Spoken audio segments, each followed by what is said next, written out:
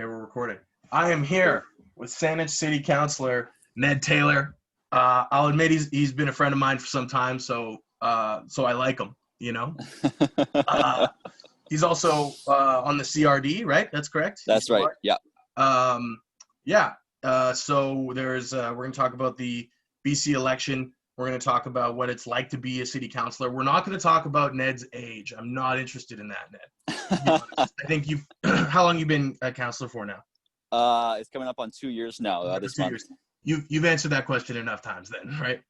Yeah, I have. So you were 18 when you were elected, and I guess you're turning. I was 18 when I first ran for council in the Saanich Council by-election. Then I was elected the second time the next year in the general election when I was 19. Yeah. Okay. So I'm 21 now. 21 now. There you go. That's all we'll talk about in relation to your age. So for me, like I like your average person, am only engaged in municipal politics when it actually like comes knocking on my door, right? Okay.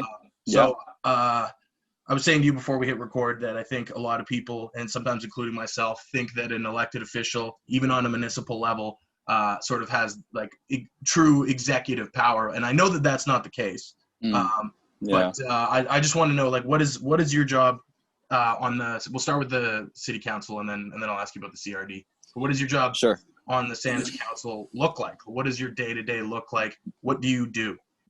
Yeah. Okay, good. Well, I mean, it really varies. So, essentially I'm one of 8 councillors on Saanich Council, and there's also a mayor. So we're a council of 9 in total. Yeah. And the mayor's vote is equal like everybody else's. So there's 9 votes. So it's an odd number. So there's always generally a winning side. Winning side. Yeah. And so that's how sort of the council system works. Essentially on Saanich Council, just looking only at Saanich Council and not the CRD, it could be if I were someone who didn't really have a, passion, or I didn't really care, it could be a fairly easy gig. But, if you actually want to do a good job, and I think, elected office is such a privilege and such a responsibility that, I really see it as something that I have to work hard at. It's extremely time consuming and busy. So, I've got a lot of work that I'm doing sort of, on my iPad or my phone. I've got, I get lots of inquiries and emails and whatnot from residents. And you're very accessible, right? Like people can get a hold of you. I try to be, for sure. Yeah. Absolutely. Yeah. No, I try to be extremely accessible. I think that's really important. Before I got involved in politics, I used to reach out to politicians and whatnot and not get responses. So I sort of thought, if you're serving the people, you ought to actually, talk to the people when they reach out to you. So I try to. If someone takes the time, right? As I can. Exactly. Yeah. And we get a lot of inquiries sometimes. I mean, if there's a controversial issue that's being made or whatever, I mean, sometimes there's just hundreds and hundreds of inquiries, and it's not easy to get back to everybody quickly, but I do my best. So there's also a lot of, sort of reports I have to read and whatnot in advance of council meetings. And then every Monday night there's a council meeting, generally. They can often start at 5 p.m. and I think our latest meeting ended at 1:30 in the morning. Oh man. We're trying to not do that anymore because that's kind of ridiculous. How did it get to 1:30? Well, the thing is you've got an agenda. And maybe you're on kind of the last few items, and we're kind of wanting to push through because they might be time sensitive or whatever, and and then the conversation kind of goes off the rails, I guess. By virtue of wanting to get to a conclusion, you end up sort of in a cyclical kind of. Well, and everybody wants to speak, say their point, and sometimes people are moving different motions and amendments, so you have to have a separate discussion on every single sort of item that's considered. And so sometimes, and then oftentimes there's a lot of public input too. If the public has a lot of interest, sometimes there's tens or even hundreds of speakers who want to speak to council. So we have to hear the public as well. So sometimes it can go on for quite a lot of time. And then so there's the voting at the council meetings and whatnot, actually sort of speaking to issues and voting on issues. Then there's a lot of things that I've more so pre-COVID that we were doing out in the community. There's community events and coffee meetings with people who have issues that they want to raise with us or things like that. And then I also have a few sort of specific roles as a council member. For example, I'm currently chairing the Parks Committee. So that's a sort of separate role and kind of an area that I take the lead on in council. For example, if there's an issue of parks in Saanich, council members might sort of look to me to be working with residents or whatever.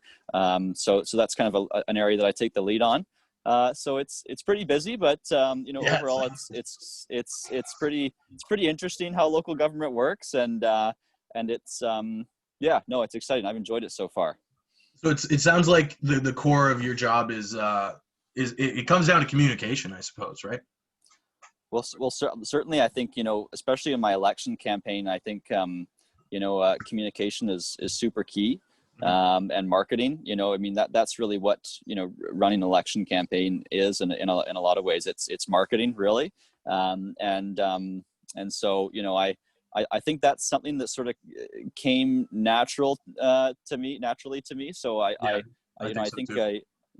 think I ran a pretty strong election campaign, and part of that was also, my age. I think, at first I sort of assumed that my age would work as a disadvantage, but I really used my age in a lot of ways to my advantage. I understood social media better than a lot of the other candidates. I designed my own website, myself. And I think I did a decent job. I think you got a lot of people that wouldn't have voted to vote. Yeah, exactly. I think, well, exactly. Yeah. And I had a friend who knew how to do graphic design, who designed my signs and my pamphlets, my business cards, etc. My buttons. That was Reed, right? That was Reed LeBaron. Yeah. Did that all as a volunteer, whereas other candidates are paying hundreds or thousands of dollars to to hire a professional graphic designer. And so there was a lot of ways where I kind of used my youth to my advantage. And I was pleasantly surprised at sort of how kind of ahead of the game I was in that sense, and how much of an advantage it was in the end. Cool. And so you've now been doing this for a bit. You only got, I guess, I said I was going to talk about your age, but you only got a couple more years, I think, where you can lean on your age, I suppose, right?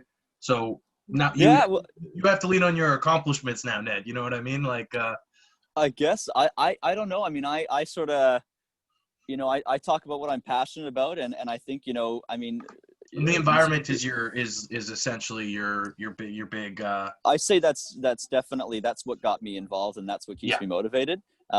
Social justice and whatnot are also issues that I'm extremely passionate about.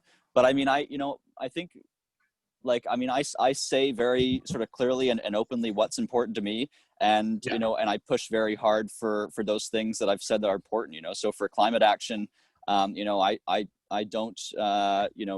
don't support any compromises on climate action and funding of action on climate change and action on the environment.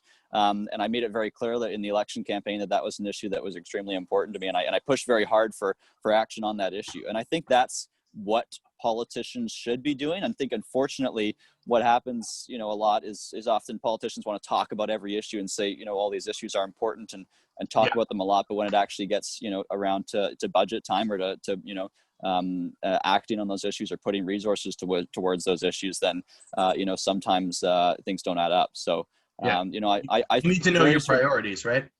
But exactly, and I'm very sort of genuine about what I care about, and I sort of make it really clear that this is what I care about, and then I push really hard for the change that I think's needed on those issues, and climate change. Yeah, that's a huge priority for me, and I'm very concerned at the moment as to sort of the lack of action that's happening there in the region, and that's kind of I found in general awareness on. Yeah, I found in general that climate change, although it's starting to come back into vogue, but I feel it's left the larger political discourse in the wake of COVID and et cetera, in the last maybe year or so. For sure. Although it is coming back into vogue after the presidential debates, I think kind of brought it back in, the talks of the new Green Deal and all that again. But what I wanted to ask you, I guess, then is what have you done as a member of the CRD, head of parks? No, you're not the head of parks. What's your title again? I'm technically, if you want to get really technical, I'm chair of the Saanich Parks, Trails, and Recreation Advisory Committee. Okay. So it's a citizens advisory, not other politicians. Yeah. citizens in the community who are advising council on parks, trails, and recreation, Saanich. Okay. So what I want to ask is what have you done, and what do you want to do, and what can you and can't you do in your position that you're currently in? Okay. Yeah. That's a loaded question. It is a loaded question. Yeah. Yeah. But what have I done? I think on a continuous basis, I've always, again, sort of going back to my key priorities, environment and climate change, I've always tried to push the envelope every single opportunity I get on reducing waste, reducing emissions, climate change, both corporately within sort of Saanich as our own corporation, and also in the community, sort of when we're making issues or sort of making decisions for issues that affect the broader community. So one of the things I'm trying to push really hard for right now is more funding towards our climate plan. In the 2020 budget process, council cut essentially $2.6 million in funding towards our climate plan. So I'm pushing very hard. Posting about that. It was 2 months ago, I think. Yeah, I've been posting about that for some time. So that's something that I'm pushing very hard for currently. I've also done some work on reducing waste. I think that's another huge issue. And it's also an issue where local government uniquely can have a really substantial impact through, for example, like the plastic bag ban. I mean, that's a significant amount of waste that we've essentially been able to, and we've had to, we've lost some progress there because of the pandemic and some issues in the courts. But that's an issue where we can essentially eliminate that item from our waste stream. And there's other single-use waste items as well. It is huge, right? And straws, plastic cutlery, styrofoam cups and containers. Yeah, I remember you got big news for the styrofoam cups. I remember that was roughly a year ago. Exactly. Yeah, and that was something. Yeah, I remember the local media outlets were quite interested in that. But that's an issue that I'm going to be pushing for again. I think the province just made a really exciting announcement that they're going to be approving, municipal bylaws that are banning single-use plastic items. So that's an opportunity for us to, and specifically getting down right into the specifics. The CRD can develop model bylaws so that municipalities can adopt them and implement them. The CRD doesn't have the authority to actually implement a plastic bag ban. However, the CRD could draft a plastic bag ban bylaw, and then municipalities throughout the region, without having to do any work developing their own bylaw, could just take that and essentially adopt it, rubber stamp it, and have it implemented and enforced in their communities. You're in a unique position where you can actually, instead of just being the one to approve these things, you could actually model it first. Exactly. And be able to be like, hey, I know this works, guys. Like exactly. And the thing is that businesses, they know that things like the plastic bag ban and whatnot are coming. They're not necessarily opposed to those kinds of bans, but what they are very, I think, opposed to is, for example, in the context of the CRD with 13 municipalities, 13 different bylaws on the exact specifics around banning plastic bags. So, to have a regional consistency and a bylaw that's essentially consistent throughout the region, that helps us garner much more support from businesses, and we can make a lot more progress when we're working with businesses and whatnot, as opposed to against them. So I think that's something that I'm going to be pursuing in the coming months, is getting the CRD to develop model bylaws, and not just the plastic bag, which is what we focused on in recent years, but also looking at the other items like styrofoam, plastic cutlery, plastic straws, and all those sorts of things, and implementing model bylaws to ban those items. Has already happened and then unhappened for the most part. Although I've noticed, like, anecdotally, most places even that are now have the permission, if you will, to carry plastic bags still don't. Yeah, well, a lot of them, because they don't have them anymore. Right? Well, exactly. They got rid of them, and then the court struck down Victoria's bylaw, and a lot of businesses actually didn't wind back the clock. They just stuck with what they had already implemented. For example, paper bags or whatever the case was. It's generally paper bags, yeah.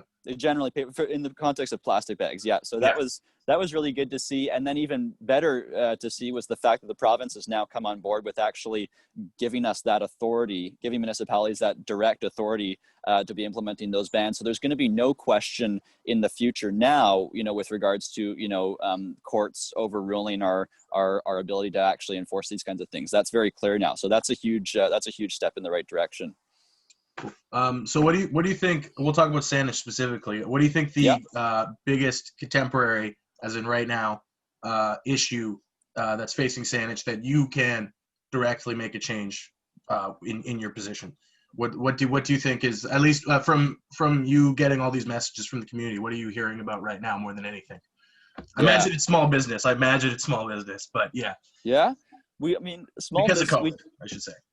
for sure. Well, I think it'd probably be, I think I'd probably touch on 3 or 4 issues in terms of current issues in Saanich. One is affordability and housing affordability and the housing Always an crisis. issue in all 13 municipalities, for sure. For sure, that's a huge issue in Saanich, particularly. I think Saanich is definitely, in comparison to, for example, areas in the West Shore, Saanich is one of the more expensive areas of the CRD. Most It's definitely. also one of the areas where we've got, a lot of young people who are trying to, to get a start in the world. So we need to be really, that's a huge issue that we need to be focusing on, and we are focusing on in Saanich. Saanich is where you have tons of houses, especially in Gordon Head is in Saanich, right? That's correct. Exactly. Yeah. So there's a lot of you have 8 students in a 4-person house. You have all these, and that's technically illegal, and it gives the landlord the right to whatever. And like that's nonsense. It is not. And or they're Airbnbs, right? Or they're Airbnbs. So it's like kids need a place to live, and by kids I mean 18 to 35, right? Absolutely. Yeah. So that's a huge issue, housing affordability. I argue that climate change is the biggest issue affecting everyone, every place, essentially in this world. Existential threat, man. It is. Yeah. So I think I would argue that is a very current issue in Saanich, and then I think definitely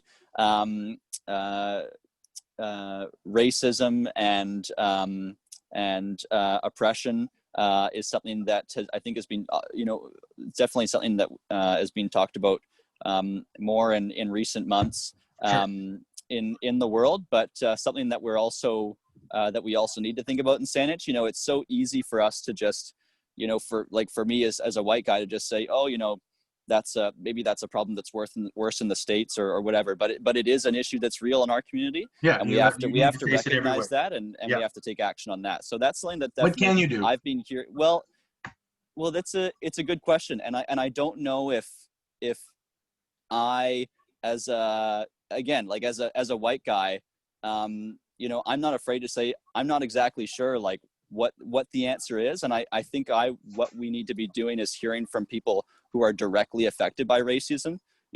Black people, Indigenous people, people of color. We have a fairly sizable Asian population in our community as well, all of whom I'm sure experience racism and deal with racism as a direct issue. I don't, so I'm not afraid to say I don't know exactly what the answer is, but I want to help, and we need to be hearing from people who deal with racism as to what the solutions are. And so we're looking at we are having a lot of conversations with the Black community in Saanich and about what we can do, and that's a conversation that's ongoing currently. But that's definitely something in terms of current issues. That's something that I've been hearing a lot more from people. My email inboxes, I've seen a lot of messages about that, and so that's something that I think a lot of people in Saanich are reaching out to me about and raising awareness about. You're working on educating yourself, I suppose, on the issues of systemic racism. Yeah, as a city councilor. Yeah, absolutely. And thinking about, what can I do to help in my role as a human being, but also as an elected official, local elected official. And then I think, there was another issue that I had in mind that just escaped me. Yeah.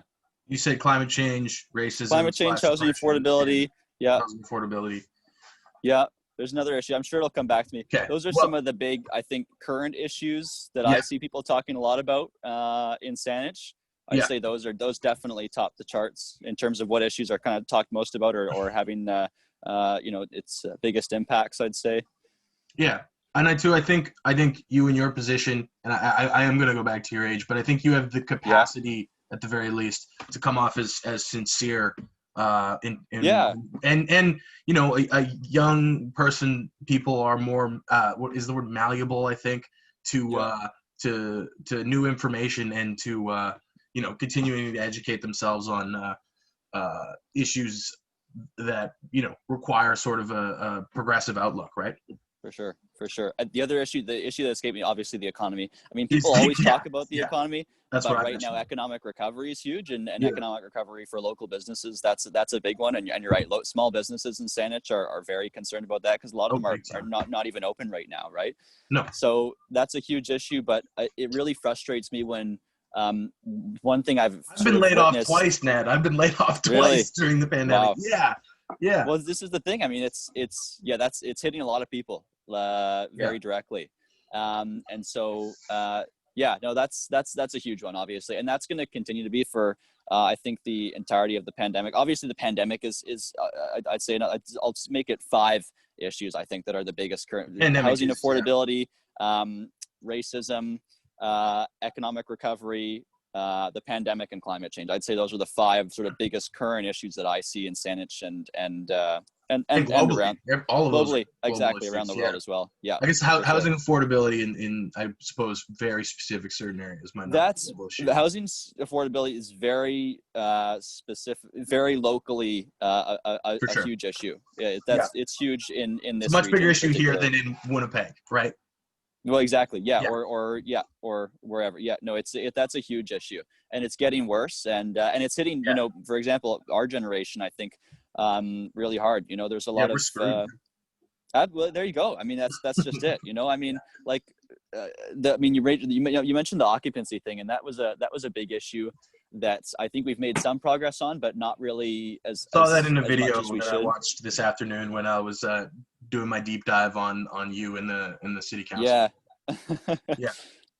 No, it's because what it was the limit was you can't have more than 4 unrelated people living in the same home together. And so I wanted to just get rid of that limit entirely, and some of my colleagues agreed with that as well, because I think it's just unrealistic. And how do you know what the right number is? I mean, we don't have any data to look to. We're just essentially guessing.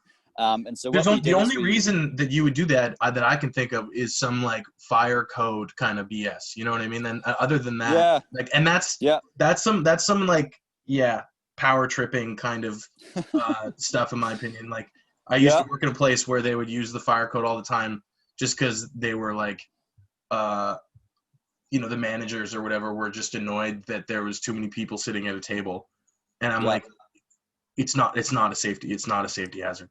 Yeah. That was something that was raised a little bit, but it was more so, I think, an issue of just, well, I mean, I think young people were sort of saying loud and clear, like, like, wake up, there's nowhere to live. And the only places that we can afford are places where, there are 6 other students in a home, I mean, that's the reality. And so, and 2 of them are under the table, right? Well, it's, I mean, the kind of rental both situations metaphorically that people are having to live in are oftentimes atrocious, because that's just what's not even affordable, but what people are able to afford, because it's all so ridiculously expensive here. And also is not only expensive, but there's just not a lot of vacancy. There's not a lot of options out there. So that's a huge issue. And that was that was a big decision. We raised the limit from 4 to 6, which I think was a step in the right direction, but not enough, because the specific example that brought that to our attention in the first place, which was reported on by the CBC and Global News and whatnot, was a group of 7 girls living in a 7-bedroom home. So, like, the very specific issue that made council, consider changing this is still not actually addressed by the change in the bylaw from 4 to 6. That situation is still illegal. So even though there's 7 bedrooms. Exactly. Yeah, that's absurd. Yeah, So that was an issue that I think we took a baby step in the right direction, but I don't think we really have actually addressed. And that's just one decision that we made. This is what I like about you, though. You don't settle, right? Exactly. Yeah. No, absolutely. That rocks. Thank you. Yeah. No, absolutely. Okay. So we talked about this before we started recording too, but there's a BC election coming up. I'm also not that engaged in provincial politics, to be honest. I know as much as that our current premier is an NDP, and his name is John Horgan, and he says he's going to get rid of PST for a month. I think that's Andrew Wilkinson. Or is that? Well, Andrew Wilkinson, I think, was saying he's going to get rid of PST for a year or something. I don't know. I just saw a headline. I didn't read further into it, to be honest. Yeah. Man. Yeah. No, I'm with you. I haven't dug into it. So I don't know. You got any thoughts on that? I'm not asking for a partisan answer. I'm just yeah. Like what do you know? What are the stakes? Well, I think it's pretty obvious that, I mean, this election was called because I think, you know, John Horgan and the NDP want a majority. I mean that's pretty obvious that this is you know, they've been up in the polls, and that's not a partisan comment. That's just, I mean, that's just obvious. You know, I mean, I think they're up in the polls, and you know, they've still got this sort of a minority government, and I think they're, you know, they see this as a chance to get a majority. And I think, I mean, if I were a betting man, I'd probably place my bets on that happening. I think they probably will get a majority. It'll be interesting to see what happens to the other two parties and whether or not they, you know, they lose or gain seats. Which other two parties? The Greens and the Liberals are the other two sort of main parties in BC. I encourage people to not just you know, I encourage people to look outside the boundaries of the major political parties, but essentially, you know, I think those are the only three parties that will most likely get seats in this election. In here, yeah, for sure. But and it'll be interesting to see also, as the election goes on, you know, what kind of new tactics are used for campaigning, considering that, you know, we can't be door knocking anymore, you know, because of the pandemic and whatnot. Campaigning has to be done a lot differently. Yeah. So it'll be interesting to see how that evolves. Is a bit archaic, though, in my opinion. You think so? I think it's people spend so much time on their phone and on their computer that you can accomplish whatever you were trying to accomplish with door knocking on the internet, to be honest with you, Ned. Well, why can't you do both? Well, I mean, dude, I'm for both, but yeah, like I'm for both, but I think that you can reach a lot more people without putting in as much time on the internet and accomplish essentially the same thing. I think that other than the sort of like late baby boomer demographic, that I'd say that's true. Yeah. You know? If so, for example, my mom, she's upstairs. If you knocked on her door, she would probably like flip you the bird and be like, I don't want to talk to you. But she'd read about you on Facebook for sure. You know? Yeah, and she's in her mid to late 50s. Right? So, I've knocked on thousands of doors in my election campaign, and I have to say it was totally worthwhile. I mean, not only was it from a, you know, a campaigning perspective an effective way to you know, to campaign, but also it was I'm talking provincially, Ned, by the way. I think a municipal politics door knocking is a good idea. Yeah. Yes. I think it's an important part of campaigns at all levels of government. I think, I mean, I had a lot of people, and maybe, I mean, I've only ever run as a municipal, as a local candidate. But I mean, I had a lot of people sort of very kind of like genuinely pleased and pleasantly surprised that, you know, a candidate was knocking on their door and willing to have a conversation with them. And that's what, you know, I think that still needs to be a part of politics, is just having a conversation, you know. I mean, I think, I mean, I agree. Like, social media is I mean, and again, I use that to my advantage big time when I ran for council. And I think it's something that I was able to kind of, you're only going to get better at it too, man. I'm sure. Well, it's something I continue to use to this day. As I mean, I mean, you know, it's I'm on, you know, the sort of the usual platforms, and I use them to, you know, to share opportunities and to share what I stand for. And I think your Twitter could use some work, Ned, to be honest. Yeah. I think you could. In what way?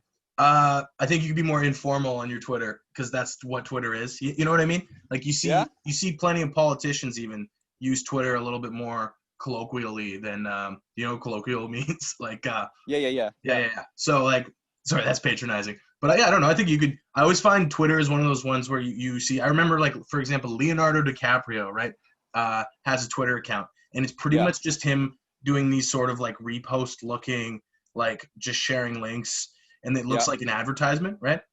Yeah. Think about that. That's all I have to say. Okay. Yeah. Well, I'm always trying to improve, for sure. The young people and the old people, we all love Twitter. Twitter is the most loved social media, if you ask me.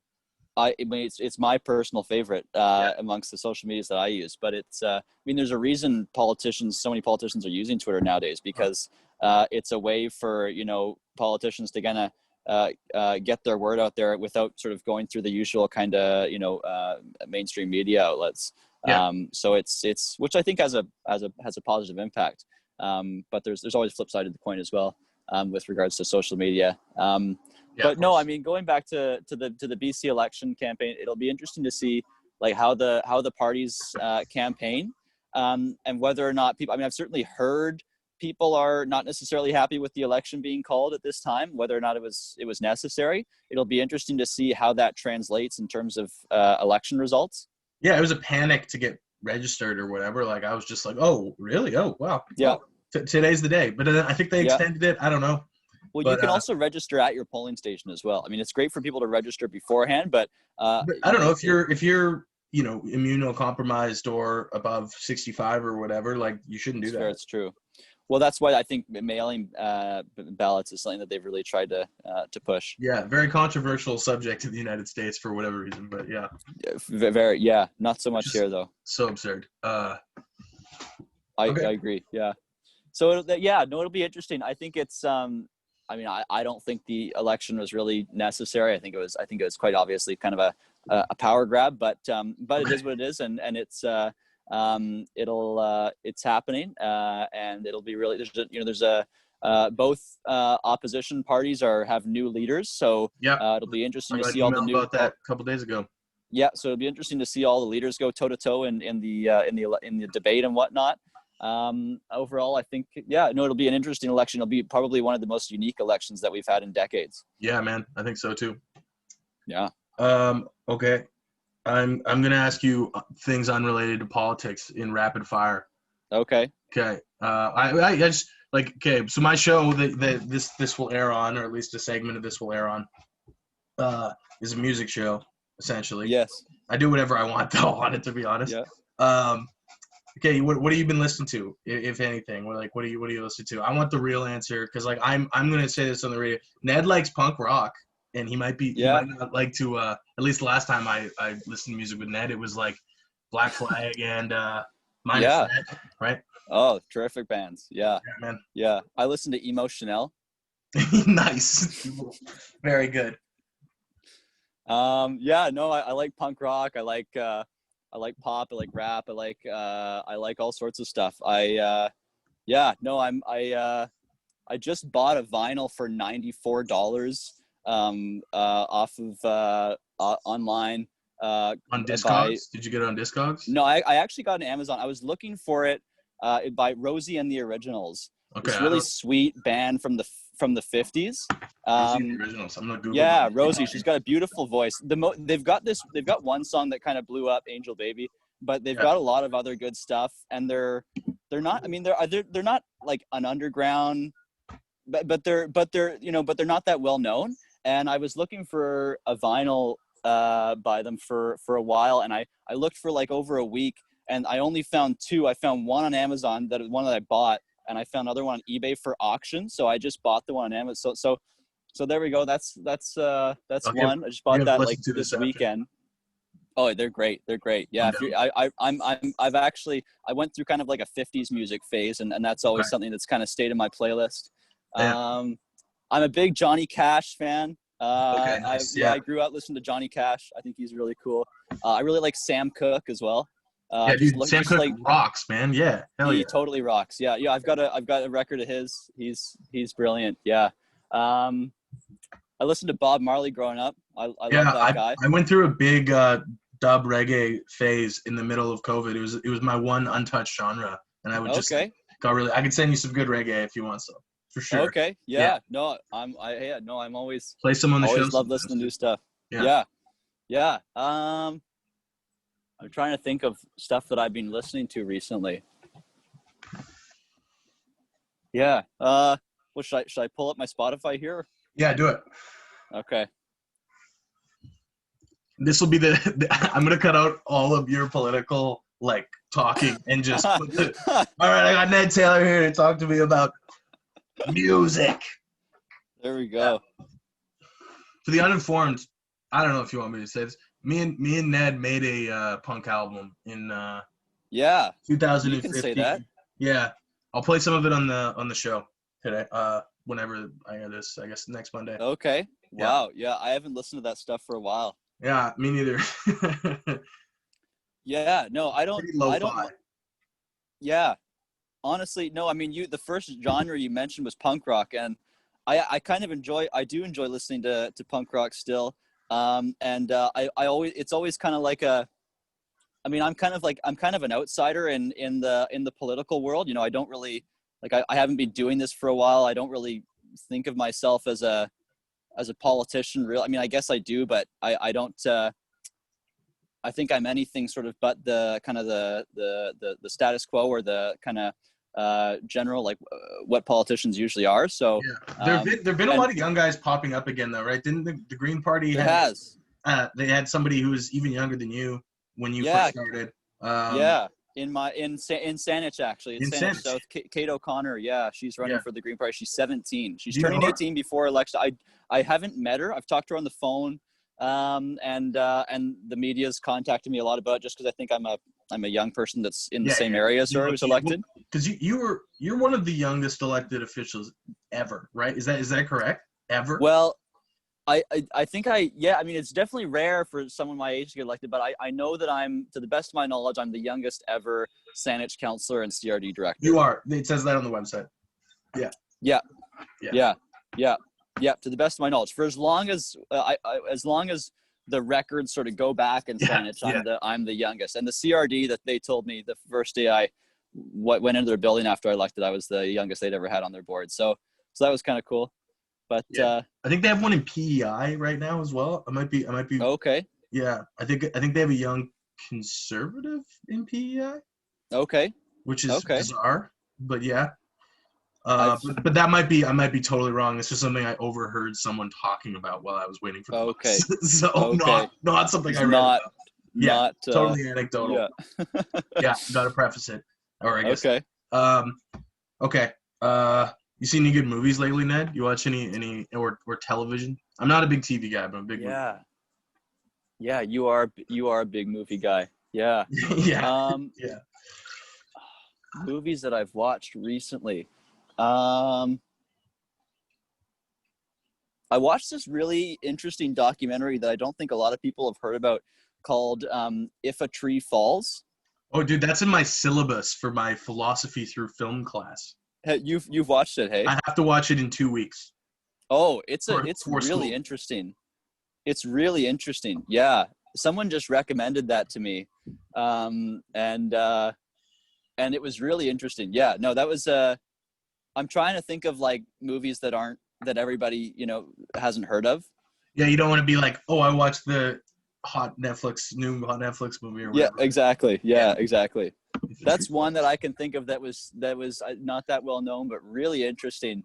I think it's a few years old now, but it was pretty interesting. Yeah, it shared some really interesting perspectives. It was well, I guess I don't want to spoil it for you, because you're going to be, it's a documentary, so it's not necessarily something that you get a spoiler for, but it's the Earth Liberation Front. Okay. Yeah. So you get interesting perspectives, because although I'm a very passionate environmentalist, I'm not going and burning down logging mills. You're not a the classic sort of mimetic handcuff yourself to a tree kind of guy, right? Well, exactly. But at the same time, I kind of I can get. Dude, it's punk. That's punk. It's punk. Well, there you go. Yeah. There you go. And I listen to punk all the time. And I can definitely. We have to. I do agree with sort of we have to fight for our future. I really believe that. And if that means protests, absolutely, that has to be part of the equation. I'm in the sort of elected kind of political world where I have to use my words and my my kind of political navigation to make a difference.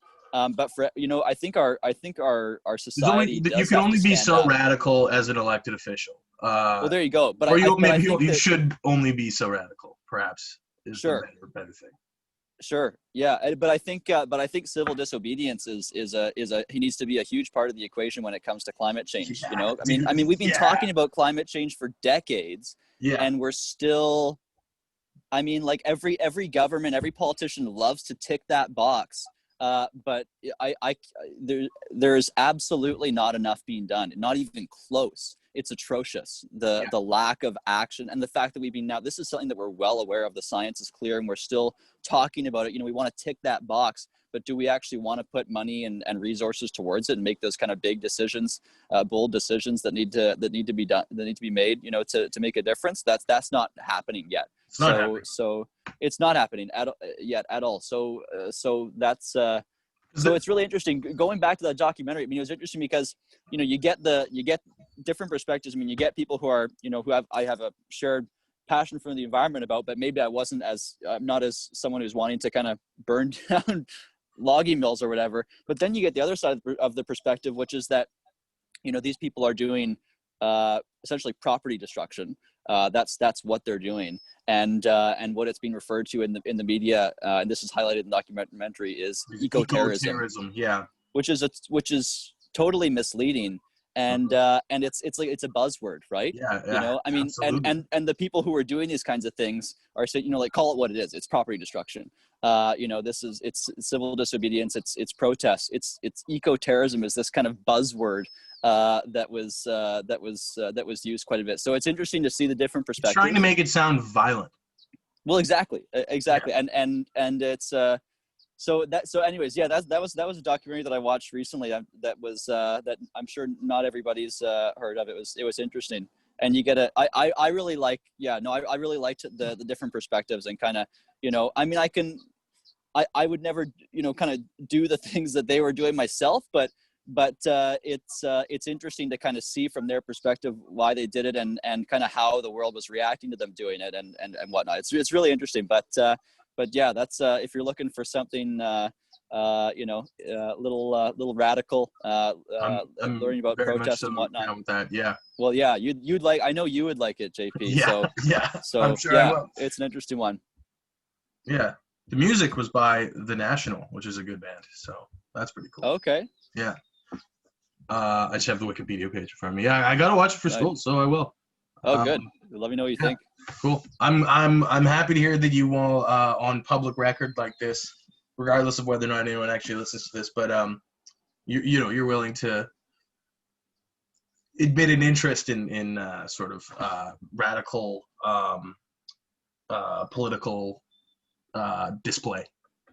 Well, it's interesting to see that perspective. I mean, and I think that, although I'm not sure if kind of that level of civil disobedience, maybe is that the best way to go about it? I don't know, but I think civil disobedience and protest absolutely has to happen. And and this is the thing. I mean, when we're, you know, when an issue is talked about for so long and then nothing's done about it, I mean, people, you again, fight for your future, you know. I mean, it's, you know, you gotta. Yeah, and climate change in particular. I mean, we've got literally like 9 years before the impacts of climate change could be irreversible. And I mean, look, our skies are literally filled with smoke for the past number of weeks. And I'm still having to argue why we should not be cutting millions of dollars from our climate plan. You know, like it's atrocious. So, you know, I think civil disobedience and protest absolutely has to be, you know, something that we're doing to stand up for our future. Okay, there's something that I'd like to go back to. I recall, and I can't remember the exact name that was used, but it was you, someone else, and Lisa Helps put forward this thing that had been going on in various other cities around the world, and it was a climate state of emergency. Climate emergency declaration. Emergency declaration. Yeah. And your fellow councilman, and correct me if I'm wrong, but your fellow councilmen initially were on board, and it just never happened. What the actual action related to that declaration, right? So here's what happened. Every single municipality in the CRD declared a climate emergency, including Saanich. Yeah. And then at the very next budget process, so we did that in 2019, and then at the 2020 budget process, council literally cut $2.6 million in funding to climate action and environmental leadership. That's what the section in our budget was called. Yeah. So that's literally saying one thing and doing another. That's literally what people hate about politics. And it's totally disingenuous. That's what I hate about politics specifically. Yeah. Well, exactly. And if you're gonna do that, then I think you also should have opposed declaring a climate emergency. I mean, don't say don't declare an individual issue to be an emergency and then maintain status quo and not do anything more to address that emergency. Performative at its most blatant, right? Yeah. So that really frustrated me. So that's one of my biggest concerns, I think, on council and on the CRD. And the CRD too. I mean, we declared a climate emergency at the board in 2019 of February. What we've done since then We've hired one new staff person to work on sustainability issues. That's it? That's it, essentially. Yeah. Yeah. That's not going to do anything, probably. Well, I mean, it's a baby step, but to declare climate change to be an emergency and then to take one more baby step towards addressing climate change it just doesn't make sense. It's totally disingenuous. And I think. that's embarrassing, to be honest. Yeah. Yeah, I agree. I absolutely agree. It is embarrassing. Yeah. So how are you gonna get the funding back? If you like, what's your first baby step in your words towards getting the funding back? Other than, I mean, you were very clear to the media and on your social media that you were embarrassed and unhappy about this, which is a step. But what's the next step? Well, essentially, I mean, I need to get my elected colleagues on board with putting their money where their mouth is, essentially. Are they not on board? Are they not on board? Well, council voted 6-3 essentially to cut that $2.6 million in funding to our climate plan. Do you know where that money is going otherwise? To lower taxes, to reduce taxes. Okay. Reduce the tax lift. So I mean, it's unfortunately the reality. $2.6 million spread across what, like a few 115,000 people. Yeah. It's a couple dollars, right? It's peanuts compared to what we're going to be paying if we don't act on climate change. Yeah. Yeah. Think of I mean, the wildfires, the rise in sea levels, I mean, all of the flooding. I mean, think of the impacts in the next, I mean, in our lifetimes, but even in the generation older than us in their lifetimes. I mean, we're seeing our skies were filled with smoke like just a week or two ago. I mean, we're not able to. Man. Absolutely. Yeah. I mean, for the past number of weeks now, that's been happening. So that's climate change. That is it. That is what it is. It's occurring now. It's impacting us now, and it's only going to get worse. And it's going to cost more too. I mean, we talk about, we're in the middle of a pandemic. We've got to save money, et cetera. And sure, that's all fair. And I think I would definitely, agree with that in a sense, but if we don't act on climate change, it will literally cost us more in dollars and in quality of life and in so many other things if we just wait and we don't act and we continue to maintain status quo. The status quo is not good enough. It's not even close. So on a federal level, what do you think we can do now? On a federal level? In relation to climate change, yes. Well, I think, I mean, well, there's a number of things. I mean, I think. Or let's say on an international level. How about that? Well, I mean, I think there's things that we can be doing in our own lives. I mean, we can all, be doing things to, reduce the amount of waste we're creating, to, reduce our own emissions. And then there's the sort of, spreading the word, getting your neighbors, your friends, your family members, more aware and, Sorry, I'm more asking what can elected officials do? Do you think what moves? What can elected officials do? Yeah, what grander moves? Because I like what the community can do to me is super obvious, right? Yeah, sure. Less waste, don't waste water. Be a more conscious consumer, right? Well, but the community plays a really critical role as well in getting politicians on board. I mean, if people aren't voting, if people are not telling their elected officials that this is critical, then politicians are going to be much more comfortable, for example, with cutting funding for climate plans and for climate action, that sort of thing. But in terms of what elected officials can do, I think it's really a matter of having the political will to put substantial dollars towards climate action, and also to be moving away from industries like the oil and gas industry. We are still literally expanding oil and gas. Yeah, well, and that LNG ties into products. Issues of systemic racism that you're talking about before too. Well, I mean, it's so frustrating because, like, for example, I mean, the BC government currently, again, talking about climate change, they want to tick that box, but then they're, approving new LNG projects. We saw what happened with the what is LNG is liquefied natural gas. Natural gas, yeah. Yeah, and that is expanding oil and gas infrastructure. That is the absolute opposite direction that we need to be moving in.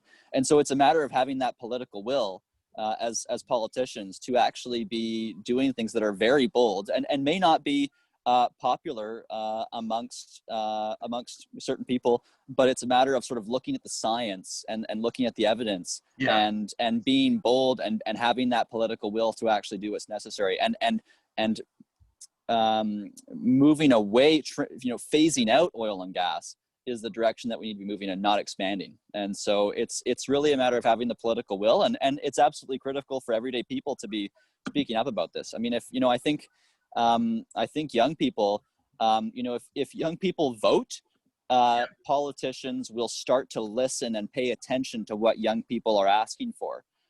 If young people don't vote, then the risk there, which is very real, is that politicians will continue to listen to older generations and not really care much for what is important to younger generations. So it's absolutely critical that we speak up for ourselves, and I think we need more young people in elected office, and we need more young people voting as well. And I think the tide is turning. I think more young people are getting involved, but that that needs to continue. Do you think concerns with young people getting involved in something as complex as politics, and then the concerns that people have about education and experience have any validity, or do you think that as I said before, the malleability and the progressiveness and the passion that young people generally have compared to older generations, especially our generation, being Gen Z, millennial, whatever, do you think there's any validity to I guess what I'm really asking is, do you think you need people that have experience and people that have less experience to work together, or do you think that? Well, sure. You know what I'm asking? Like, I do know. I know what you're asking, and I mean, sure. Absolutely, we need people with experience, but that's all that we have right now in government. I mean, I think the youngest MLA in the legislature is like mid-30s, and the rest of them are, I think, much older. We've already ticked that box in terms of experience and sort of knowledge and that kind of thing, a million times in government and in political bodies. What we haven't tapped into is younger generations. I mean, young people are totally underrepresented in our political bodies. So sure, yes, we need experience. We need a diversity of perspectives around the table. But right now, there's a total gap in terms of young people and younger generations on elected bodies. That's missing. Why do you think that gap is a problem? Well, because it's our future on the line, and we're not having an equal say in it. Good answer. Yeah. And we have been raised on different issues. Our generation, we're much more concerned with. Honestly, we seem to be less concerned with economic issues, generally speaking.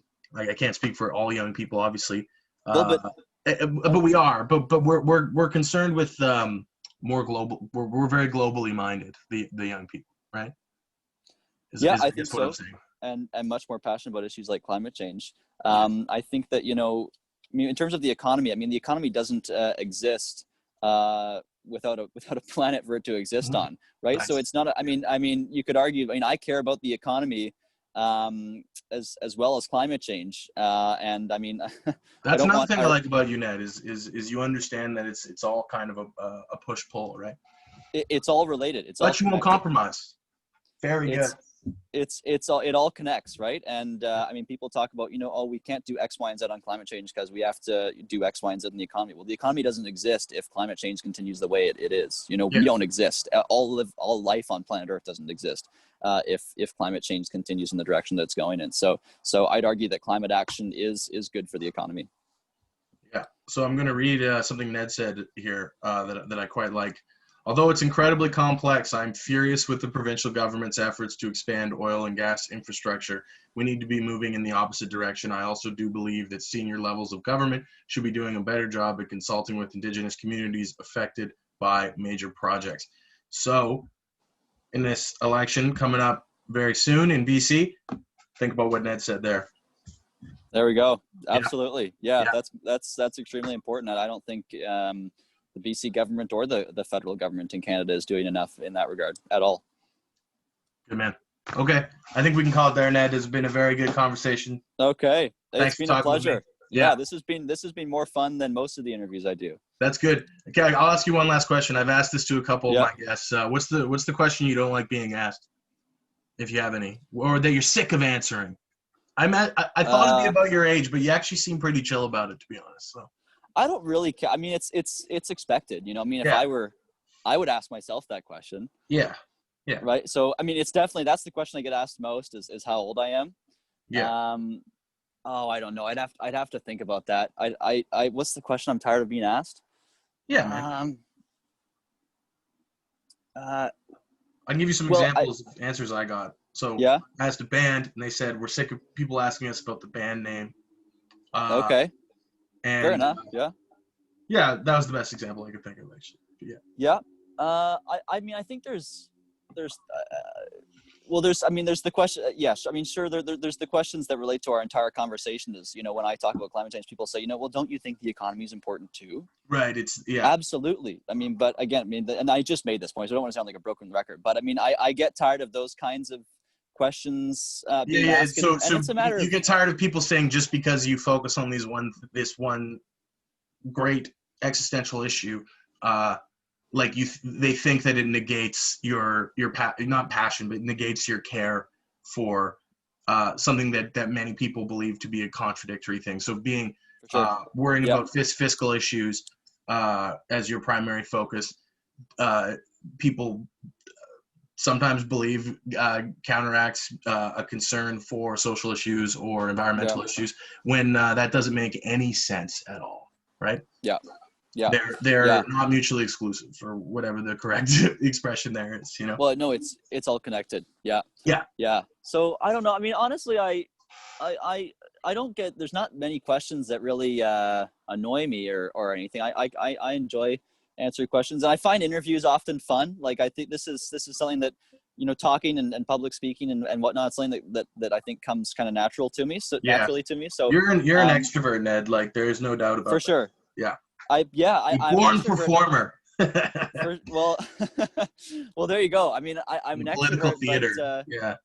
But I'm also and I think everybody, you know, is you know has sort of introverted aspects, I guess you could say, but definitely, I mean, it's interesting because sometimes I think the question they ask is, do you gain energy when you're talking to people or when you're alone? That's kind of like an introverted, extroverted, are you introverted or are you extroverted question. My answer is genuinely both. You know, I definitely need that time to kind of like just be by myself and think, but I'm super social and whatnot. So but overall, I mean, I think what frustrates me most, maybe my biggest frustration is you know, the lack of progress that's being made on the issues that I care about, whether or not it boils down to one specific question. I think it's a variety of those kinds of questions that really frustrate me. I don't think people realize the urgency of climate change and affordability and these kinds of things, waste, you know, so it's that's what frustrates me most about my job. But overall, you know, I really love it, and I'm thankful for the opportunity. If you're elected into a position and you don't like your job, you should not run again. You know. Yeah. Well. Yeah. No. And I'm not in that boat. I love it. It's I think, you know, had I not gotten elected, this is what I would be wanting to learn about anyways. Is, you know, political science and that kind of thing. So being able to do it firsthand and have the chance to make a difference at the same time is it's awesome. I love it. Okay. And I don't take it for granted. You know, I want to use my position to make a big difference. So that's what I try to do. Okay. So I've now thought of another question. Do you have any big picture plans for your career specifically that you're willing to disclose, at least? Because I know that could potentially be a touchy subject, but down the road, right? Because you're young, you have you're known, at least locally and to a certain extent nationally. Like what's your move? Do you want to? Would you ever run for a higher office, if you will? Would you plan on getting a university education? Yeah, I'm definitely open to all those things. I think sort of the most honest answer I can give you is I don't really know. I'm open to all of it. I think I don't want to be a career politician. I really want to make a difference in the world, and I I think I think I've settled into the role of a local elected official well. I think I'm doing an all right job, and it's something that I enjoy. So I'd definitely be open to doing other things in politics later on. But I don't want to just be a politician my whole life. I'd like to go to school, and I'd like to work in another career as well. So I'd be open to it. I don't really have I don't have any specific things in mind. And I don't think I probably will for the near future. I'm not planning on running in this election or the one after that. I don't have any sort of outside near of the future city council election. Yeah, no, I mean that's what I'm focused on right now. Exactly, is city council. When's the Saanich the next Council. election for you? In 2 years from now, essentially, almost exactly. Wow. So it's I was elected in 2018, and we're 4-year terms. So we're 2 years. I didn't know. I thought it was 2-year terms, to be honest. Oh no, it's a 4-year term. It used to be 2-year terms a while back. Then they changed it to 3, and then they changed it to 4. So I'm in a 4-year term. So about halfway through it now. Cool. Yeah. Nice. So I guess the short answer to your question is I don't know. I'd be open to it, but at the end of the day, I love politics, and I'd be open to going further with politics one day. But I'd also really like to do something else in my life as well. And that's the nice thing about, for me getting elected at a young age is I've got that time to do other things in my life. And if I wanted to do more politics as well, I could do that. So I feel fortunate in that position. Good answer. You got good answers, Ned. Yeah. Off the cuff. Seems off the cuff too. That's good. That's good. Good. This is not CFAX, ladies and gentlemen. No. I had another question I thought of. So going back to you kept mentioning waste in the community and stuff, right? Give me an actual bullet point. What can an individual do in their own home or whatever to slow down climate change in their own individual capacity? Give me some examples of that. So I've gotten better at recycling. That's the best. I turn off my lights. I don't know how much that affects the environment. I shower less long, those are the things that we've heard about for so long. We also have to, and those things are important. We also have to be thinking about things that we haven't heard about as much. If you're looking to make a big difference in your greenhouse gas emissions, your own personal carbon footprint, and you're interested in doing something that's a little more bold than that and thinking outside the box. That's outside the box. That's the name of the show. That's right. I didn't even think of that. Yeah. That's another documentary that would be good to watch is Cowspiracy.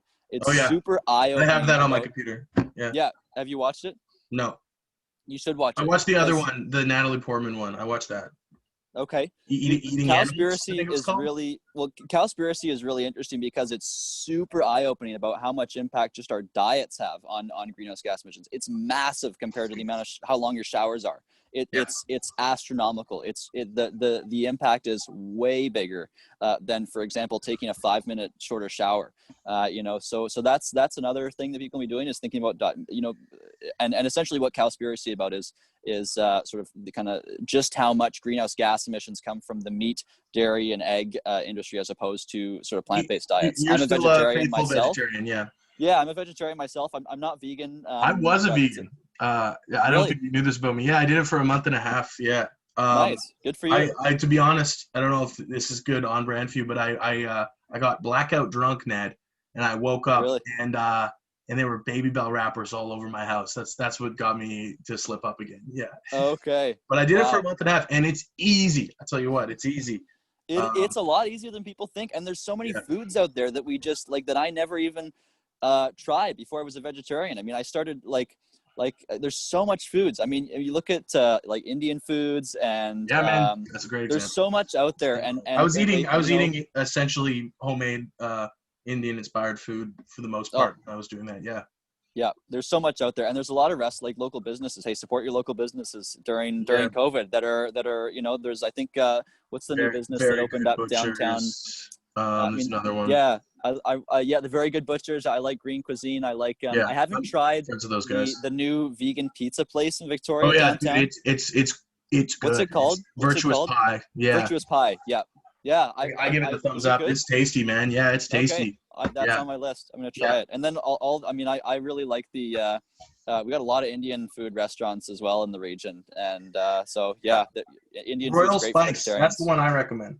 Yeah, I've been there. Love it. Yeah, Royal Spice is it's the all best. good. Yeah, it's all good. Yeah. Speaking of food, I'm gonna be eating dinner myself now. Okay. So yeah, I should too. it's been a pleasure. Yeah. All right, Councilman.